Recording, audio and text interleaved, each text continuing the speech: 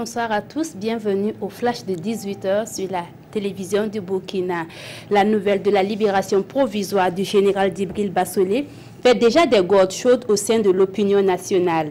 Hier dans la nuit, certaines OSC ont manifesté leur mécontentement devant le palais de justice militaire.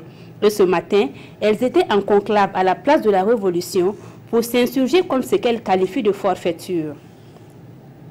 Ce 11 octobre à Ouagadougou, les responsables du réseau des acteurs économiques pour le développement ont réuni les membres pour leur présenter une note de protestation qu'ils soumettent à la Chambre de commerce et d'industrie du Burkina.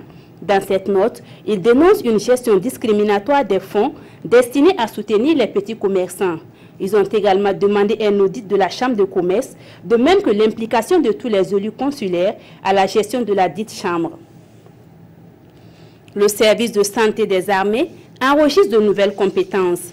Après 2 mois de stage pratique, des officiers médecins et pharmaciens sont prêts à servir les forces armées nationales. Ce stage vise à renforcer les compétences de ces spécialistes de la santé. Il leur permet également de pouvoir exercer dans un environnement spécifique qu'est l'armée.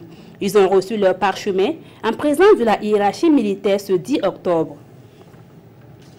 Les premières pédales du 30e tour du Faso seront données le 27 octobre prochain. En prélude à ce grand événement, le comité d'organisation a animé une conférence de presse ce matin à Ouagadougou.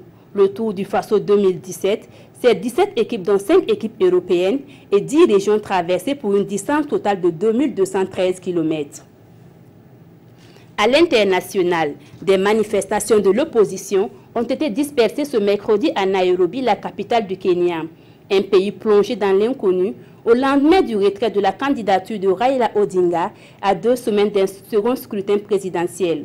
Raila Odinga avait conditionné sa candidature au renvoi des membres de la commission électorale qu'il accuse d'avoir truqué l'élection du mois d'août.